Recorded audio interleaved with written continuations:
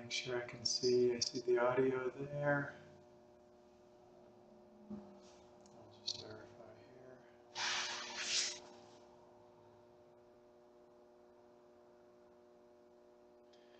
Say something so we hear ourselves. Hi everybody, I hope you hear us. We're back. John's going to talk a little bit about the egg. I actually don't know about that, so I'm as interested as anybody else. And we're going to have a little Q&A session, so we'll see how that goes. So I hope you can hear us, and we'll be talking with you shortly.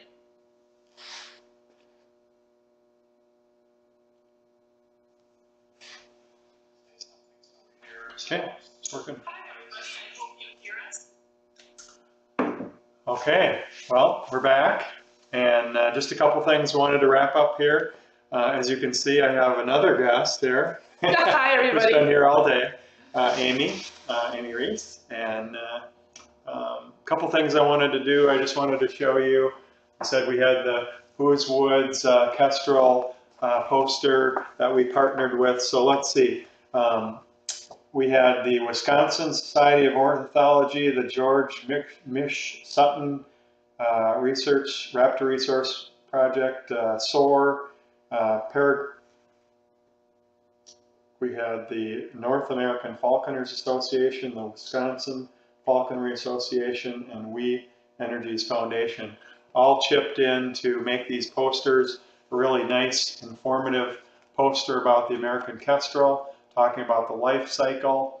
And then the neat thing that's on the back here that I mentioned, we're working with a couple different scout groups where there's actually a nice plan here to build a kestrel nest box, and it shows a suggested mounting dimensions and pole configuration here. So this is something that we have available. I think what we have, how many of these?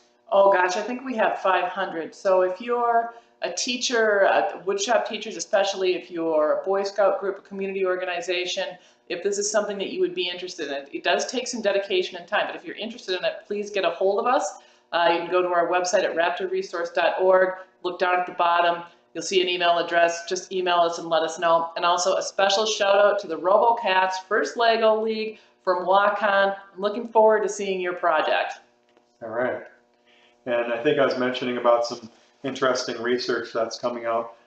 Chris McClure, who we met out at the World Center for Birds of Prey earlier this year, he and another group of researchers have come up with some interesting initial research that I think we'll probably post out there for folks to take a look on the Raptor Resource Project Facebook page and website.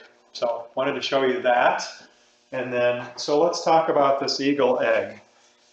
So I have to tell you that I got to keep pinching myself of how much fun that was to go up in the nest with Kike. And we did catch it on video. Iowa Public Television, Andrew Batt and his crew did catch. We had a GoPro up there, so we were taking video, as I keep mentioning here. Over the last year, Iowa Public Television has been working with us. They've been collecting video of what we do. So someday here we'll probably have some neat footage to show you guys. But so going up into the nest, initially thought, wow, I pulled this, remember that big weed that was growing in the nest? Pulled the weed up, and there was at least about 4 to 5 inches of material in the roots there that came up over that whole area. So I was breaking through that. It's like, oh, no egg, no egg, no egg. Maybe it just disappeared. Maybe the mice got it. Maybe, it just broke down or whatever. And then I just remembered how deep that nest cup was. So I went down another 4 or 5 inches and started pulling things to the side, and right away there it was.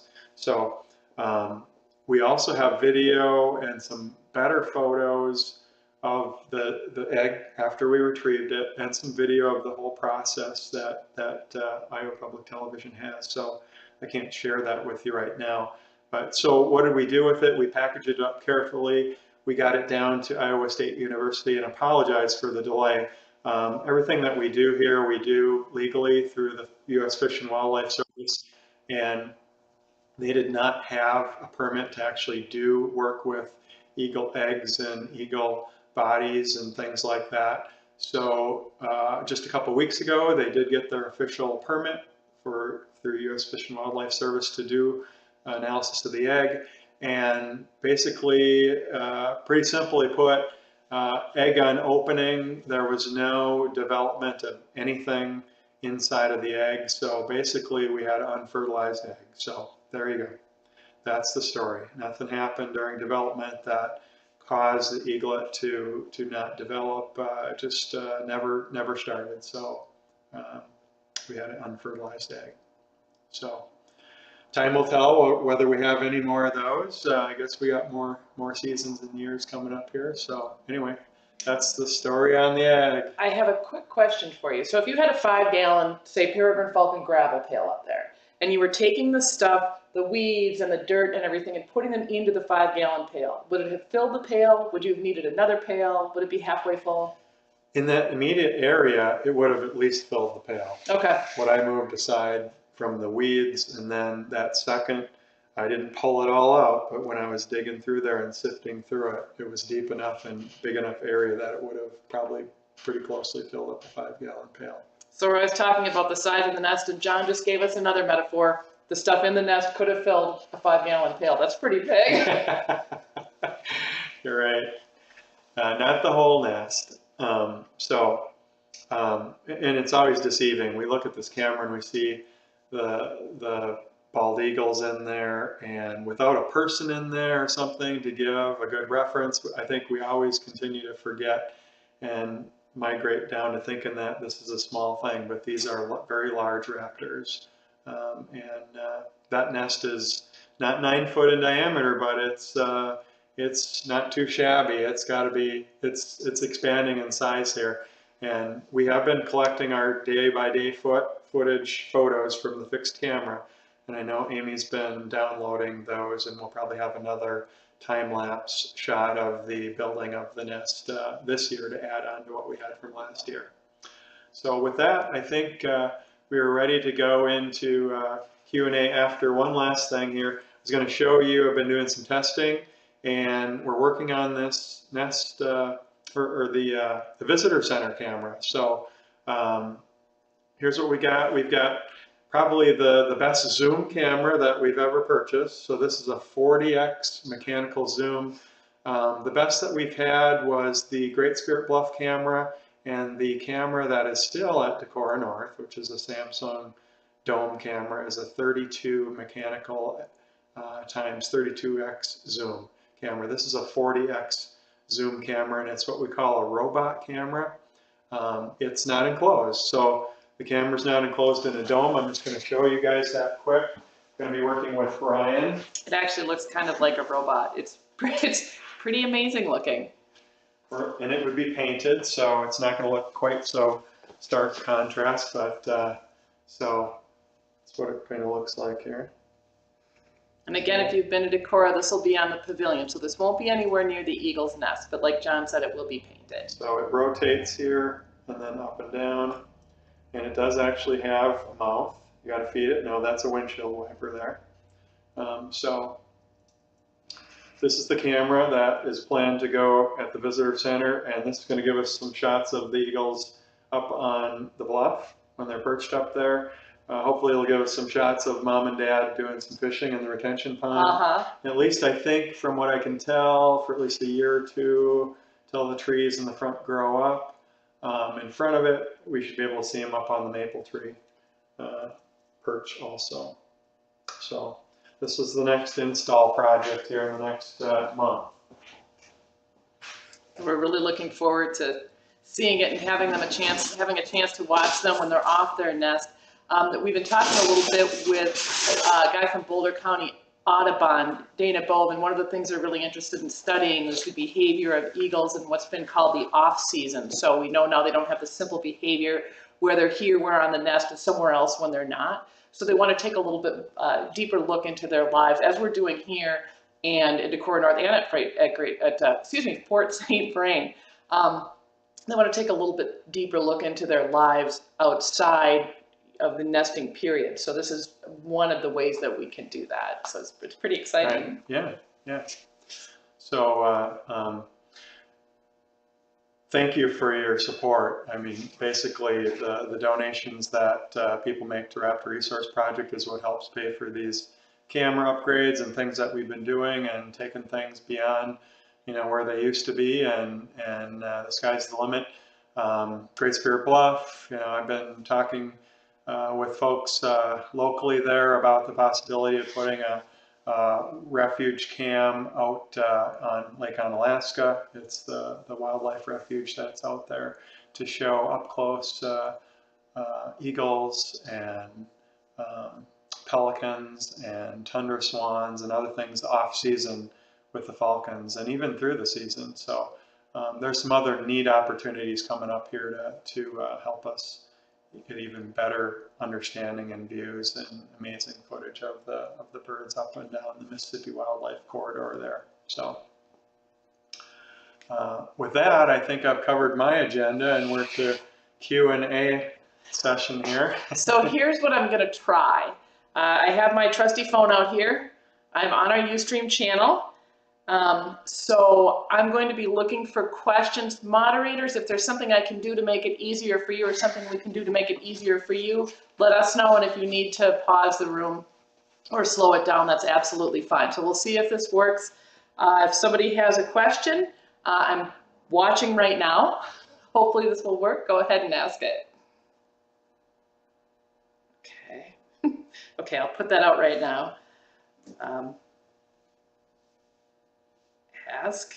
Are these coming on the stream? Away. Yes, they are. Looking for questions. Moderators, if there's something I can do to make it easier for you or something. Okay, they're just doing that now.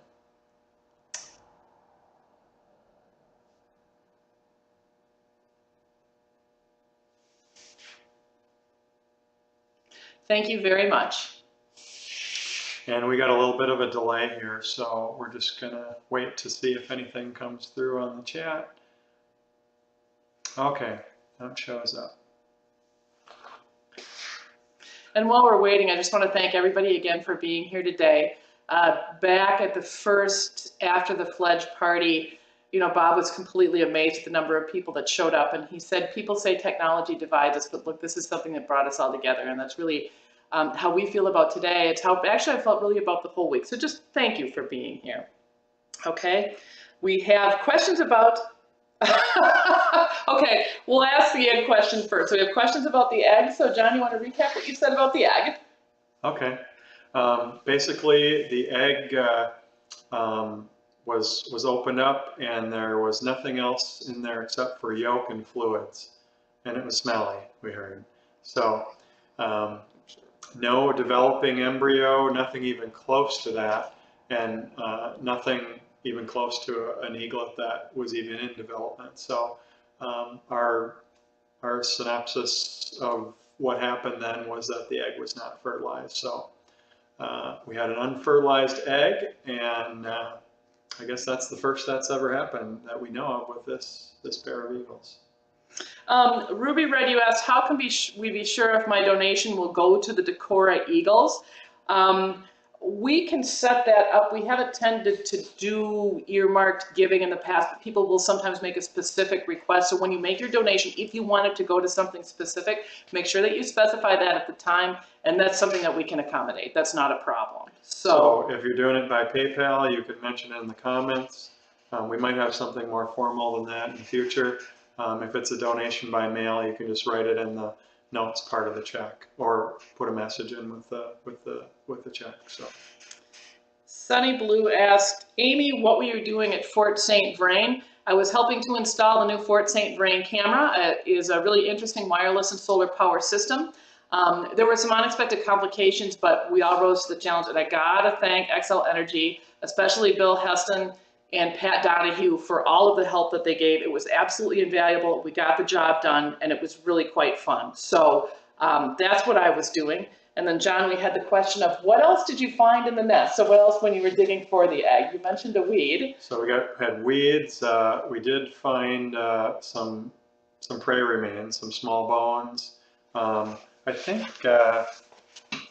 we set aside a couple things here.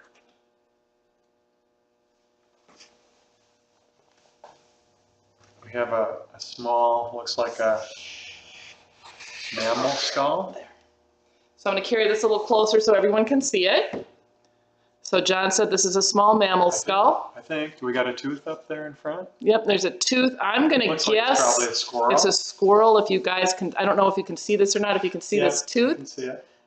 So we think probably a squirrel. Yeah.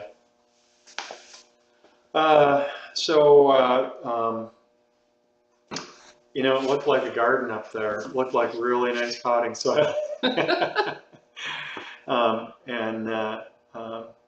I think, you know, as far as prey remains and things like that, there were some remnants of feathers. Remember, we had some, I think, some ducks, and was there a possible crow or something? Yeah. But there were some feather remains, the bone remains. I think that was the most intact skeletal part, that full skull there. That was about it, other than the egg and a lot of green growing plants and that one really large weed. Somebody wondered if you had found any pellets. Pellets in there. You know, I didn't necessarily notice it, but I wasn't actually looking for them either. So there very well could have been, but I just wasn't paying attention to that kind of thing. They also break down, at least if they're anything like peregrine falcon, you know, you find the little, I don't know if pellets is the right word for them, with falcons, but you find them in their they break up pretty fast. They're susceptible to water and everything else, so they break up pretty quickly. I see a question here. What will be the abbreviation for the new hatchery cam? I guess that'd be the visitor center cam. Boy, we'll have to think about that, whether it's going to be the, we got N1, we got N2 tree, we got N2B, and we could have VC, visitor center. I don't know. I think Sherry Elliott suggested something like B2D2. Oh, given how it looks. There we go, yeah. Would certainly be fitting. B2D2, yeah, I like that. Well, I'm going to take that into consideration. A permit is needed when you do anything to and with the eagles in their nests. So, first of all, a caveat, I am not an expert on permits. We work closely with the Fish and Wildlife Service and we have permits, but I don't want to pretend that I know all about permitting in every situation. It's my understanding, and this is how we operate. First of all, we have a scientific collecting permit, so we cannot take anything out of the nest, not eagle parts, not eagle feathers, or anything else without that scientific collecting permit. So we have that. As far as going into the nest, when we went up to get the body of DN2, for example, we had to be permitted for that by the state and also by the Fed. So we needed to make sure that we had all of our permits for that. On the question of cameras in an active nest, I've heard a couple of different things about that.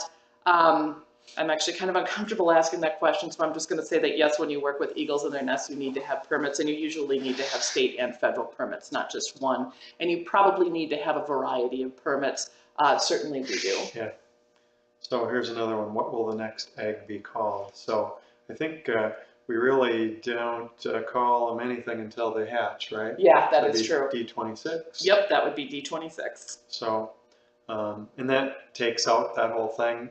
You know, if we wait until something actually emerges from the egg, then it really kind of filters out the unhatched eggs and things like that, which we actually had for the first time last year. So good question. And John, there's a question by NetHatches1. You know more about this subject than I do. It's great hearing the comeback of our raptor population. Do you know of any land preservation efforts? So I know, you know, there are preservation groups along the river. So if you want to talk about that. So there's specific groups in Minnesota with the property that I grew up on there, Great Skirt Bluff, and a good chunk of the next bluff areas over to the north and south have been conserved. So a big mansion or house wouldn't be built out on the end or wouldn't be commercialized or whatever through the Minnesota Land Trust. The Wisconsin side, there's the Wisconsin Land Trust, and the one that's in the La Crosse, Wisconsin area there is called the Mississippi Valley Conservancy. And so those land trust organizations work with landowners and businesses and developers to do planned designations of areas, and it is actually a thing that's of value. So monies that are donated from philanthropic organizations. I think McKnight Foundation, and that's just one that I remember that comes to name, and other foundations have donated large chunks of money in the Blufflands corridor is actually a preservation project and program where specific pieces of property like bluffs or other things that might come up for sale, or you know, a transition in a family ownership or something like that. Or if someone wants to just preserve land, the trust will actually donate some money towards the value of that land. And then in the U.S. Laws right now, tax code, a certain portion of that appraised value of land, if there is a reduction in the value that could be developed and things like that, that is considered up to a certain point a tax deductible donation on taxes. So if you've got taxable income, you can take advantage of things like that. So there's a number of different ways that these land trusts and land preservation organizations will help preserve either unique land, at-risk land, or land that's got very special habitat or species that's important. If someone's interested in getting involved in a program like that, is there anything they can Google, look for, people they can contact? Yeah, there's a National Association of Land Trusts. Locally there, it's the Mississippi Valley Conservancy, right in the La Crosse area and the Driftless area there. There's a couple others, but I think just look for Wisconsin and land trusts, and probably almost every land trust in Wisconsin would come up, and then probably other states too. Minnesota Land Trust also. Okay, and then we have a question about how the Philippine Eagle project is going. I know you addressed that earlier. Yeah, I just want to give a quick recap. Yeah, so remember that was, we wanted to try to check and see what the viability of putting a jungle Philippine Eagle Cam would be. And so we did fundraising last year for the fundraising event at the Celtic Junction. We were very successful. I think even a number of donations from Giving Tuesday last year were earmarked for possible Philippine Eagle use by the people who donated. So, so we did raise the money. We split costs. We did a project with Cornell Lab of Ornithology. So they funded 50% of the project. We funded 50% of the project. We sent 3 people, Neil Reddig, Kike Arnold, and Charles Eldemeyer, out over to the Philippines. They did numerous climbs. They met with indigenous people there, the Philippine Eagle Foundation, Dennis and his crew over in the Philippines, and they actually went out and did scouts. So it was, we call it the Philippine Eagle Scout. So number of nests were identified where we could put a camera. We were looking at what would need to be done to put something and successfully put it into place. And as I mentioned earlier in the day, a couple of things came up. One is the technology. So we do have, you know, if we're going to do this, we have to have a way to get the video from the camera to the internet so we can show it to people. So that's one of the challenges presently. The meetings that happened with the cellular companies there, which we were going to go through a cellular router. The bandwidth and just the commitment that we were able to get from those companies was not enough that would be cost effective, or to even technically give us the kind of bandwidth that we would need to bring a good 24/7 feed out to the public through the internet. So, so connectivity was an issue. The other thing that's a challenge with the Philippine Eagle is they don't lay eggs and have young every year. Is it every 2 to 3 years, or 2 to 4 years? It's every, I think it would be every 3rd year, because it takes the total period in the nest is around 2 years. I don't know that for sure, but it's not every year. It's not even every other year.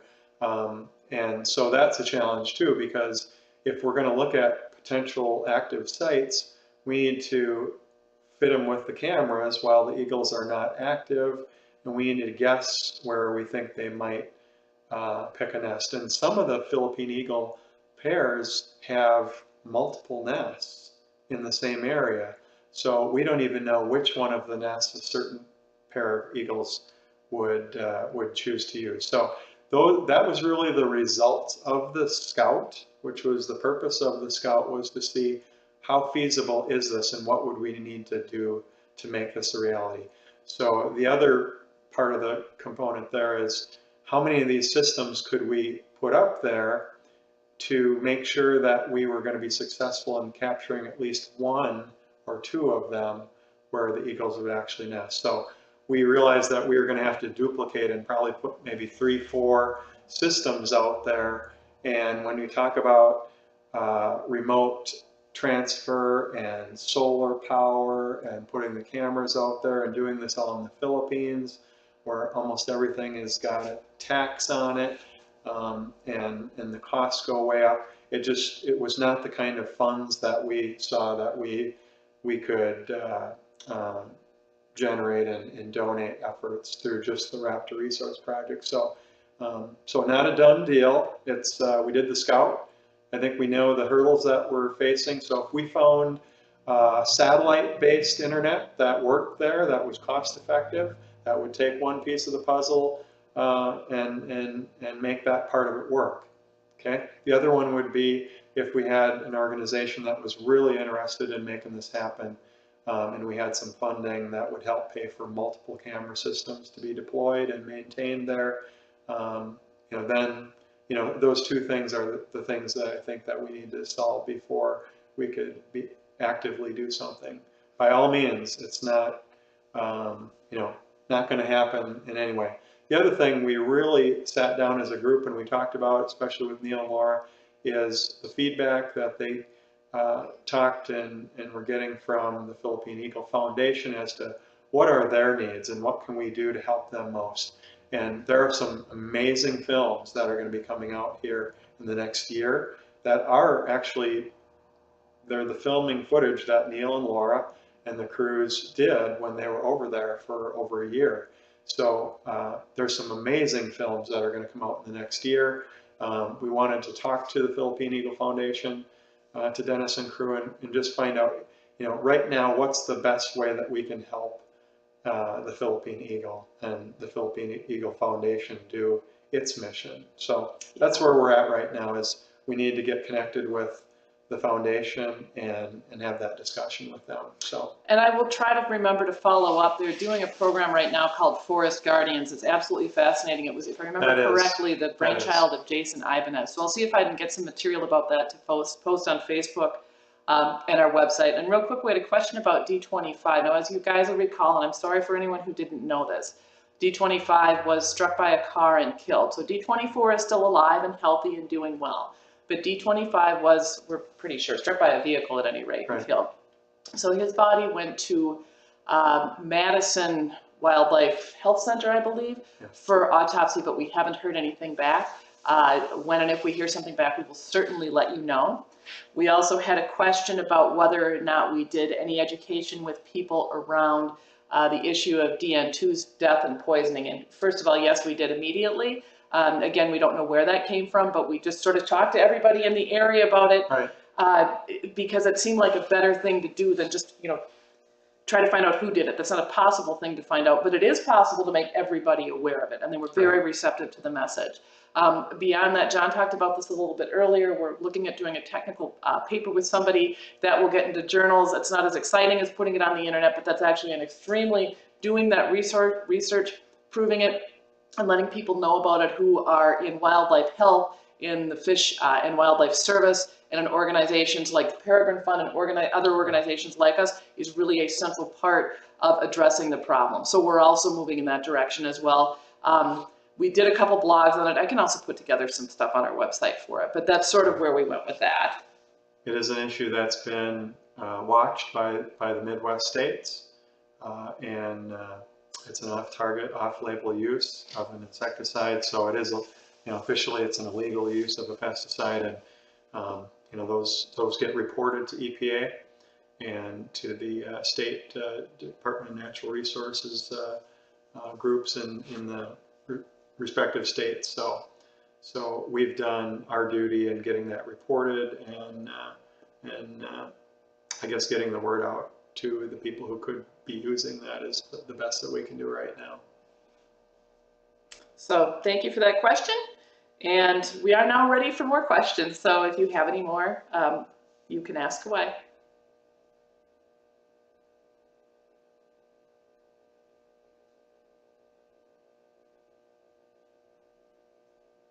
Thank you, Priscilla Ash. Thank you for all you do. Thank you to all of our moderators and volunteers for all they do. We couldn't do it without you. While we're waiting here, I'm just going to mention, certainly would be like to be further along in just some of the things that we can offer to people that love the Decor Eagles or love Raptors in general. We're working on some t-shirt designs. I just want to let you guys know that we are doing something. We've got some things that we've done that are fun, you know, just kind of getting into doing some neat stuff like Decor Eagle playing cards. Here, I'll walk those over. And you know, we've got some neat posters that we will make available for the February 18th. Again, mark your calendars if you're in the Midwest area, if you're interested, or we'll probably have an online silent auction, something of that sort again. We'll have some great bands. The Brian Baru Pipe Band, Mr. Dingley told me, is going to, in fact, after the last one, they're like, when can we do this again? So we said, we'll be ready for you in a year.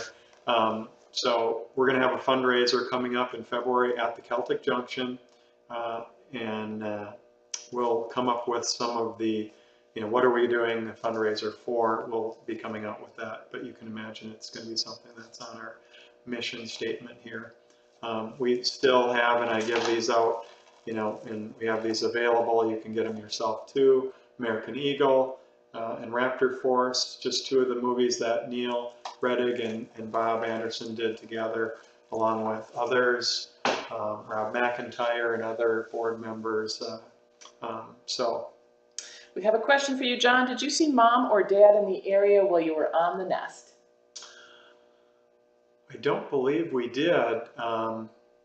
If I remember right, the day that I went up in the nest was right after a pretty major rainfall. This is like the second that's right. very high rainfall in the area, and this will tell you how much rain we got. The flooding that happened in Decorah was, I think, about 3 weeks to maybe a month prior to that.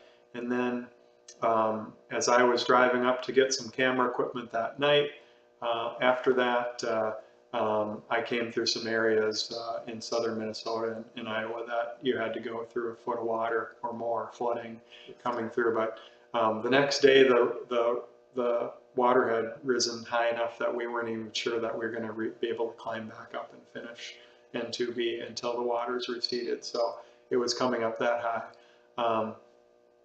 I don't remember seeing either Mom or Dad that day that we were up there. We did leave the traditional trout in both N1 and N2B, and I thought for sure that this year they sat there. We watched the flies on them. We watched a couple generations of flies go through their life cycle, and it didn't look like there was much left of those trout there. But when Mom, I still remember the morning because, you know, you can imagine how it goes when you're the director of the Raptor Resource Project and you know, you're going on these famous eagles, and it's like, hey, we haven't seen those eagles in that nest yet, and it's like, it's later than it was last year, but we had this really strange warm weather this year. But I specifically remember that day where Mom showed up in the nest and Dad, and she ate the trout jerky. It had been perforated, and it had been worked, and it had been, there's probably only half of it there, but she found it and she ate it. So not the day that we were up there, but it took a little while for them to get there, and I think something with the weather and the warmer weather just kind of changed a little bit of their habits. They didn't get into the nest near as early as they did in 2015. That's true. We have two questions about eagle tracking. One, can we update the maps more? And two, how many eagles are we tracking? So basically, we update the maps when we get the data. Sometimes transmitters talk to us. Sometimes the weather gets It's cold or based cloudy. on the sunlight, because the transmitter downloads data based on the battery. So if we've got a lot of gray, overcast days, it takes longer for the battery to get recharged to the point that it can actually transmit the data to the satellite and be picked up. So that's what we continually hear from Brett, is that, you know, hope for some sunny days if we're waiting. Fingers crossed. Yeah, if we haven't seen data for a while, we're waiting for sunny days. But that's the way it goes. I mean, when we don't get data, we don't know what that means, whether the transmitter is, you know, the transmitter should still be transmitting as long as it gets sunlight. So as long as it's not turned upside down, not getting anything or whatever. So that's what we hear, is we're going to report it as soon as we get it. And sometimes we don't get it because it hasn't been bright enough out. We're going into those winter months now, where the number of hours of light in the day are less. So. And then we also got to ask how many eagles we're tracking right now. So right now we're just tracking D24, and it's sort of, so Brett Mandernack has a study. It's an absolutely enormous longitudinal multi-year study of free living bald eagles in the Midwest, and then his eagles also go up into Canada. So our eagles are actually part of his study, and one of the things he really likes about our eagles is that he knows where they come from. So that adds really kind of an extra dimension of richness to thinking about the eagles and how they live. So we've got one enrolled now. If you go to our website, raptorresource.org, click Explore, it's up in the top bar, and go to the drop down and click Eagle Maps, you can come across our interactive email maps, our interactive Eagle Maps, and also all of Brett's PDFs. So you can take a look not only at the one eagle we're tracking now, D24, but also D25, 4, D14, and even back to D1. So there's really a lot of data out there if you're interested in sort of exploring where the eagles have been in addition to where they are now. And I think recently D24 has been in the Prairie du Chien, Wisconsin area. Yeah. Pretty close to Eagle Valley, right by Brett. So. Yeah. So, and what we're hoping, you know, obviously we have a lot going on. Hopefully one of the two of us or both of us or Brett or somebody can take a break and go out and track D24, because that's something, you know, I miss having those reports from Bob. Those are just, they were really great. So we'll be doing some of that in early 2017. We sure hope so. Road trip. So if there are any other questions, I'm looking real quick. Oh, so D1 is, so DN1 is out there somewhere as a sole survivor, yes. Presumably we don't know, once they leave the nest, we don't know anything about them. We can't identify them again. So certainly I would like to think so. Yeah. Let's see. All right, I don't see any other questions right now. We can maybe 5 more minutes, what do you think? 10 more minutes? I'm ready to get back to work. Okay, all right. Okay, then we'll take, I think, 2 more questions. Ruby Red just asked John and Amy, how can we as chatters help you be so more successful? That is a really nice question, and I appreciate that. Thank you. You know, obviously donations help. I hate to give that answer because it sounds, you know, like kind of greedy or whatever, but you can't run an organization without money, so that is helpful. Beyond that, that's actually a really interesting question, and I want to think about that some, because some of the things I've been thinking about are, you know, who's really watching us? How can we help you? How can we deal with the proliferation of devices and technologies and things people want to do? So that's actually something I'm thinking about, and maybe a question that you can help us answer. So I appreciate that question. That's something that I will be thinking about. So thank you. Yeah, I think it helps. You know, if you guys, you know, say we really like to hear about this technology or what's happening with this type of raptor, or whether it be eagle or falcon specific or another raptor, we'd like to hear more about it with a blog or you know, something focused like that. I think you guys let us know what it is that you want. I know that everybody likes to see the videos posted. People like to see good close-ups, good detail of the raptors. So you know, what we can give you to make your experience better, I guess.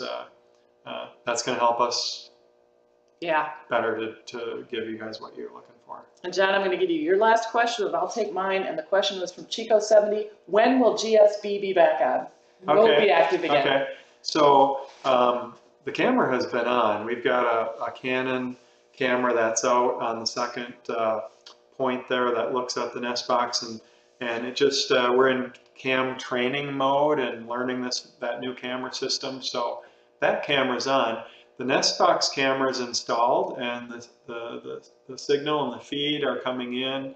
I can broadcast to the nest box anytime that we want to. It's just there's really nothing in the nest box this time of year. So I can go look at the camera and look at it and check and verify that everything is working well with it. So not much of a need to broadcast that one right now. Come mid to late February, we'll be looking at that one a little bit more. We might actually have 2 camera feeds for Great Spirit Bluff this year. Awesome. We're talking about having the nest box camera be its own stream, and then having the remote camera be its own stream.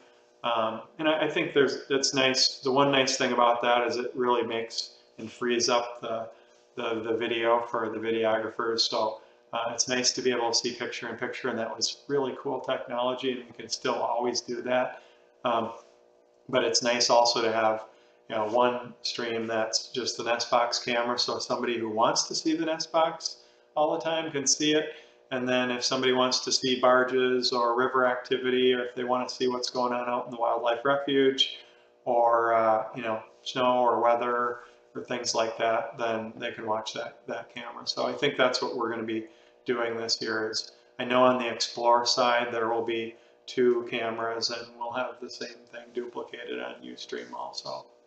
So it's live right now. The one camera, the nest box camera, is not being broadcasted, so we'll start that up. We can do that just about any time. Yeah.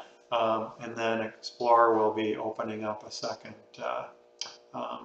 site for that. I think the way theirs are displayed is they can fit them both onto the same landing page because they're using a YouTube platform.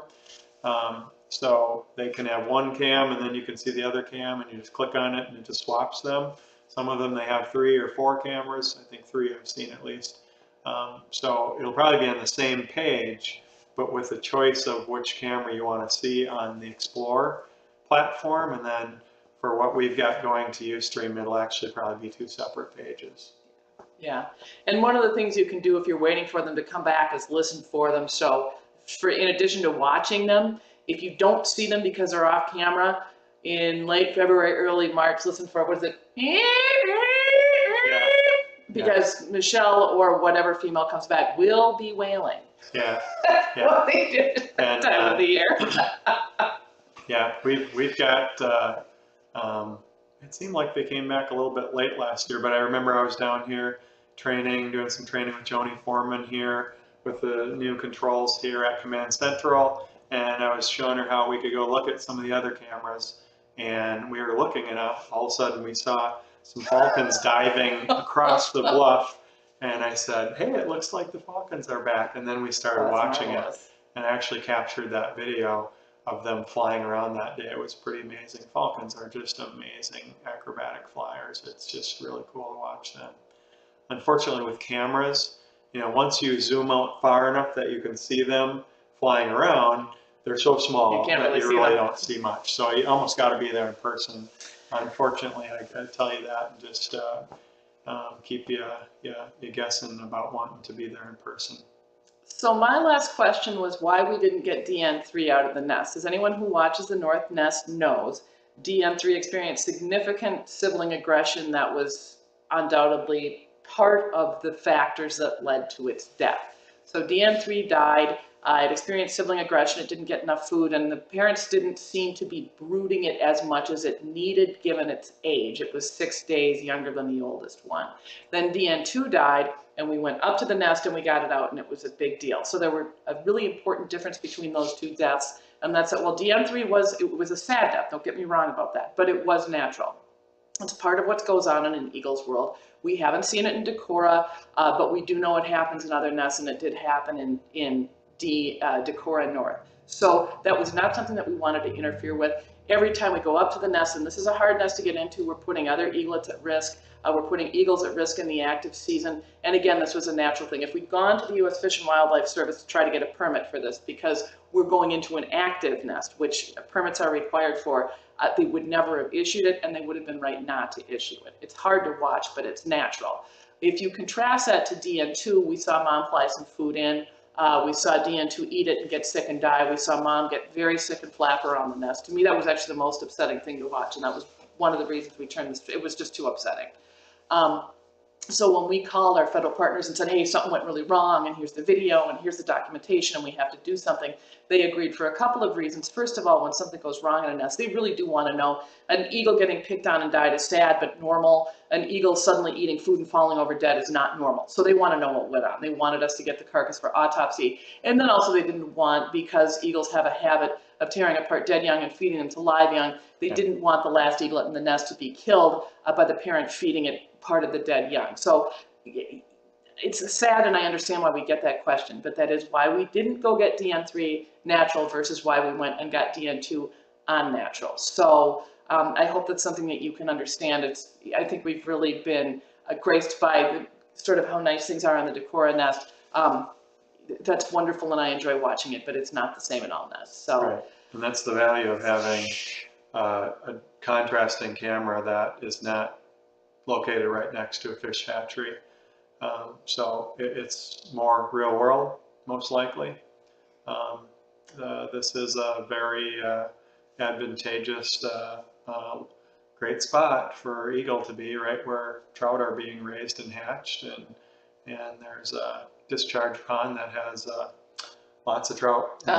And then there's the trout that are native here, and the suckers, and abundant source of food around here in the city area, even around here.